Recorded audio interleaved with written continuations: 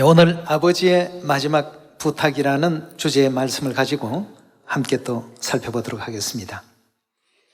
아버지께서 다윗의 예언을 가지시고 이 땅에 오셔서 37년 복음의 생애를 또 걸어가시다가 올리우시기 전에 마지막 전하, 이 땅에서의 음성으로는 마지막 말씀을 이제 듣게 되었는데, 아버지께서는 아주 간단한 말씀을 주셨습니다. 무엇보다도 열심히 복음을 전파하는 것, 가장 이제 우리가 해야 될 일이라고 말이죠. 그 사명을 알려주시고 전화를 끊으셨습니다. 제가 들은 음성이 이제 이 지상에서의 마지막 음성이었습니다.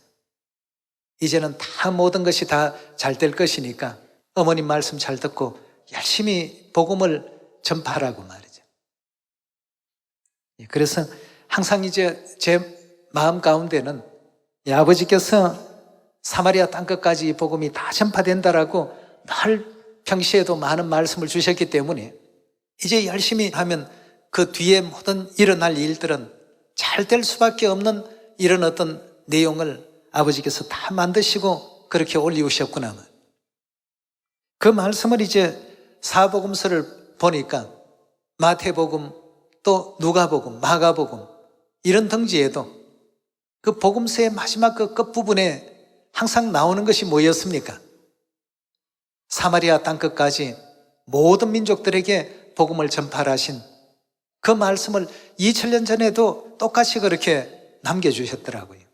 그래서 지금 이 시대에 아버지 어머니께서 또 이끌어 가시는 예언의 어떤 그 뒤안길을 우리가 또 따라가면서 아버지께서도 남기시고 또 어머니께서도 항상 또 강조해 주신 사마리아 땅끝까지 가서 아직도 이우리에 들지 못하고 있는 많은 양떼들이 있으니까 이 복음이 사마리아 땅끝까지 다 전파되어야, 다 찾아야 우리가 가는 천국이니까.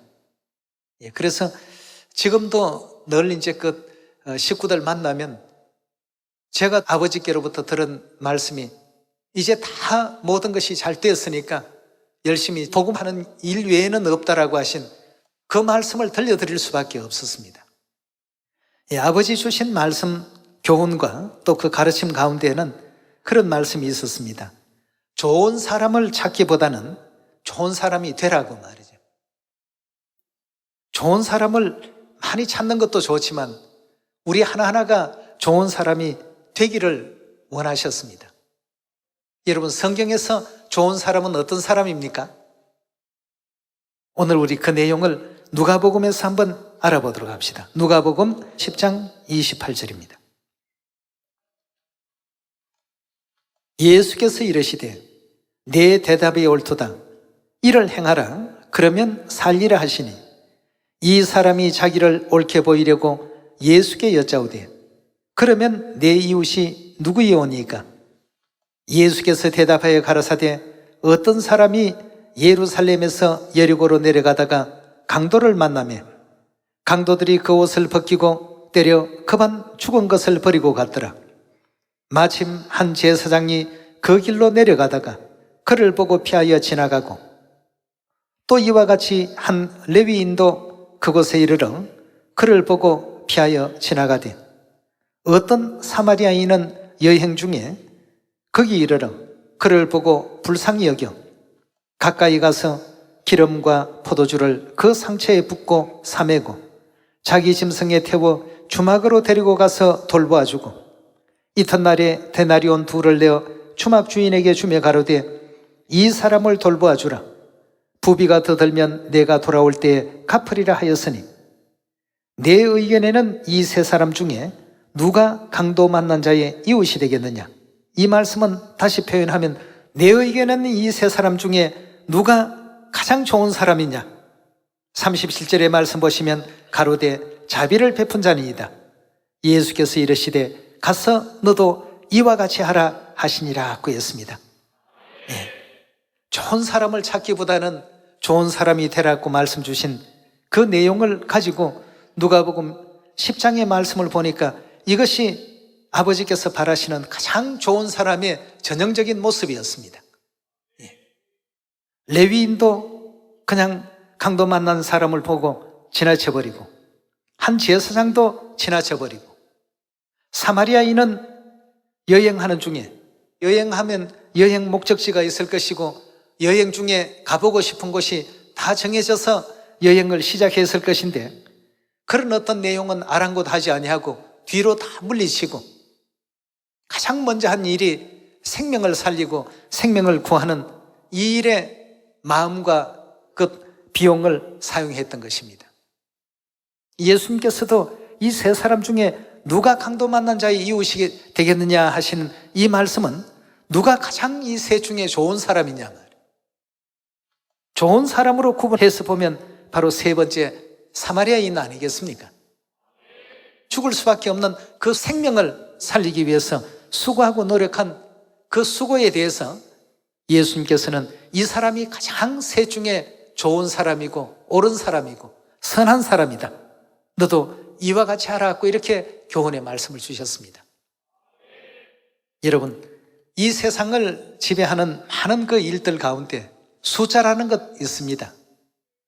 숫자 중에 아무리 많은 값을 곱해도 항상 0이 나오는 숫자가 뭡니까? 0이죠. 0은 1을 곱해도 0이고 0은 또 열을 곱해도 0이고 0은 1000을 곱해도 0입니다. 1억을 곱해도 뭡니까? 0입니다. 10억을 곱해도 0이죠. 뭐만 달라지게 되면 전체적인 숫자가 의미를 갖게 됩니까? 여러분, 0은 우리 자신이고 뒤에 있는 숫자는 우리에게 주신 환경이라고 보시면 되겠습니다. 어떤 사람은 1이라는 환경 가운데 처한 사람도 있고 100이라는 환경 가운데 처한 사람도 있고 1000이나 10,000 같은 아주 좋은 그런 어떤 환경 가운데 처해 있는 사람도 있습니다. 근데 내 자신이 0일 때에는 그 좋은 환경이 좋은 어떤 결과를 만들어낼 수 있는 조건이 될 수 있습니까? 내가 0이면 주위에 있는 조건이 아무리 좋은 조건을 갖추었다 해도 항상 결과는 0이라는 숫자밖에 만들어낼 수가 없습니다. 그럼 어떻게 하면 되겠습니까? 그 뒤에 있는 좋은 환경이 좋은 환경으로서의 의미를 가지려면 뭐가 달라져야 되죠? 0이라는 내가 달라져야 되겠습니다. 그렇죠?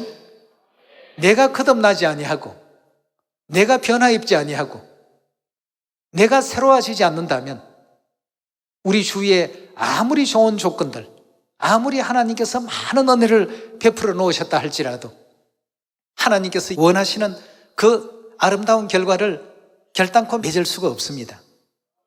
그래서 예수님께서도 너도 이 사람처럼 이와 같이 하라고 했습니다. 죽을 수밖에 없는 인류 인생들, 하늘에서 죄 짓고 이 세상까지 쫓겨내려온 범죄한 천사들입니다. 이 영혼들을 내버려 놓으면 다 죽을 것인데 어떻게 하면 살릴까? 어떻게 하면 구원받게 할까?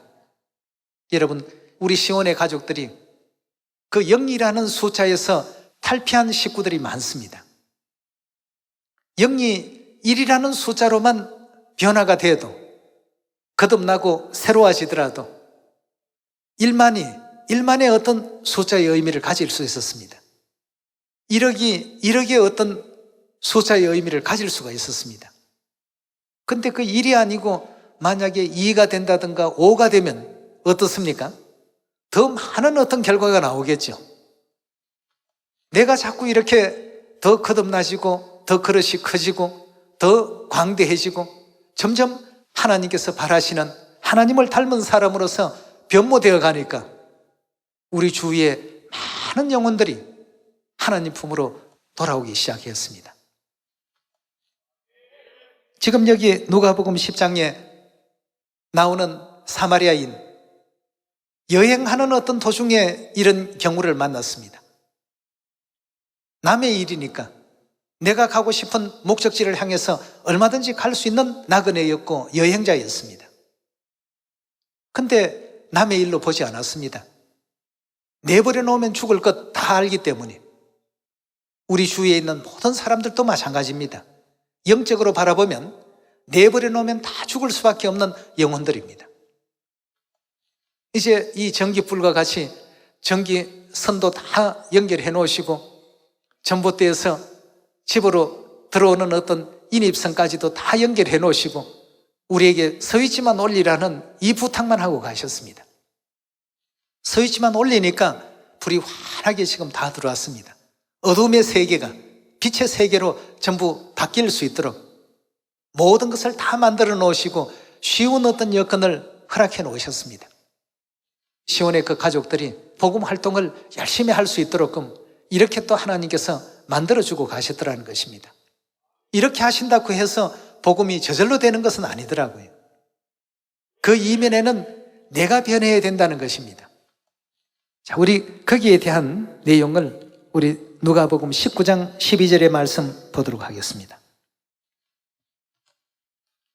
가라사대 어떤 귀인이 왕위를 받아 가지고 오려고 먼 나라에 갈 때에 그 종려를 불러 은열무나를 주며 이르되 내가 돌아오기까지 장사라 하니라. 그런데 그 백성이 저를 미워하여 사자를 뒤로 보내어 가로되 우리는 이 사람이 우리의 왕됨을 원치 아니하노이다 하였더라.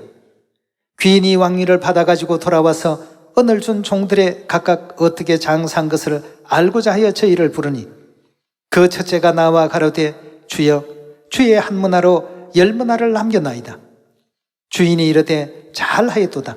착한 종이여 내가 지극히 작은 것에 충성하였으니 10골 권세를 차지하라고. 그 둘째가 와서 가로되 주여 주의 한 문화로 5문화를 만들어나이다. 주인이 그에게도 이르되 너도 5골을 차지하라고. 또 한 사람이 와서 가로되 주여 보소서 주의 한 문화가 여기 있나이다. 내가 수건으로 사두었나이다. 이는 당신이 엄한 사람인 것을 내가 무서워함이라. 당신은 두지 않은 것을 취하고 심지 않은 것을 거두나이다. 주인이 이르되 악한 종아 내가 내 말로 너를 판단하노니 너는 내가 두지 않은 것을 취하고 심지 않은 것을 거두는 엄한 사람인 줄 알았느냐. 그러면 어찌하여 내 은을 은행에 두지 아니하였더냐. 그리하였으면 내가 와서 그 별리까지 찾았으리라 하고 곁에 섰던 자들에게 이르되 그 한 문화를 빼앗아 10문화 있는 자에게 주라 하니 저희가 가로되 주여 저에게는 이미 10문화가 있나이다. 주인이 가로되 내가 너희에게 말하노니 무릇 있는 자는 받겠고 없는 자는 그 있는 것도 빼앗기리라. 그리고 나의 왕됨을 원치 아니하던 저 원수들을 이리로 끌어다가 내 앞에서 죽이라 하였나니라 하고 했습니다. 이 문화의 비유 가운데서도 한 문화를 받아서 10문화를 남긴 자가 있고 한 문화를 받아서 5문화를 남긴 자가 있었습니다. 자기의 영이라는 본래의 그 숫자를 가지고는 어떤 것과 결합하더라도 다른 숫자를 만들어낼 수 없습니다. 그러나 10문화로 바꿨고 5문화로 바꾼 사람들이 있었습니다. 왜 바뀌었을까요? 자신이 전부 새롭게 거듭났기 때문이겠죠. 그래서 예수님께서도 요한복음 3장 3절에 너희가 거듭나지 아니하면 결단코 하나님 나라를 볼 수가 없느니라 하고 했습니다. 우리가 지금 변해야 되겠습니다. 로마서 12장 1절의 말씀 보시면 그러므로 형제들아 내가 하나님의 모든 자비하심으로 너희를 권하노니 너희 몸을 하나님이 기뻐하시는 거룩한 산 제사로 드리라. 이는 너희의 드릴 영적 예배니라. 2절의 말씀 보시면 너희는 이 세대를 본받지 말고 오직 마음을 새롭게 함으로 어떻게 하라고요? 변화를 받으라 하고 했습니다. 어제와 똑같은 내가 아니라 오늘은 더 하나님 모습을 더 담고 내일은 더 많이 담고 모레는 더 많이 닮을 수 있는 그러한 모습으로 변화를 받아 하나님의 선하시고 기뻐하시고 온전하신 뜻이 무엇인지 분별하도록 하라고 했습니다. 하나님께서 기뻐하시는 일이 무엇일까? 누가복음 10장에 좀 전에 보았던 그 말씀과 같이 좋은 사람 되는 것을 하나님은 원하십니다. 레위인 같은 그런 사람 말고 제사장처럼 죽어가는 사람을 내버려 놓는 그런 사람 말고 말이죠. 사마리아인과 같이 그 생명을 구할 줄 아는 죽어가는 그 생명에 관심을 갖고 살려내기 위해서 노력할 줄 아는 이런 인물들이 되라고 했습니다. 너도 이와 같이 하라고 예수님께서 분명히 말씀 주지 않았습니까? 그래서 로마서 12장에 주신 그 말씀과 같이 우리의 몸을 하나님께서 기쁘시게 받으실 거룩한 산 제물로 드리라고 했습니다. 이것이 바로 너희가 해야 할 영적인 예배라고 했습니다. 우리의 어떤 역할과 우리의 가치가 어제와 똑같은 나의 모습으로 영에 머물러 있지 말고 1로 바꾸고 1에서 2로 바꾸고 2에서 3으로 바꾸고 내가 100이 된다면 뒤에 있는 여건과 환경이 어떠하더라도 그건 1000이 될 수도 있고 만이 될 수도 있지 않습니까? 그래서 아버지 주신 말씀이 좋은 사람을 찾기보다는 좋은 사람이 먼저 되라고 하신 이 말씀을 오늘 다시 한번 마음에 또 떠올립니다. 사마리아인과 같이 이 지구촌 77억 모든 인류 인생을 불쌍하게 우리 또 바라보시고 열심히 또 새 언약을 전해서 그들도 회개시키고 구원에 이를 수 있도록 좋은 사람이 한번 되어 봅시다. 이런 은혜롭고 아름다운 삶을 살 수 있는 여러분과 제가 반드시 될 수 있기를 바라겠습니다. 말씀 마치도록 하겠습니다. 감사합니다.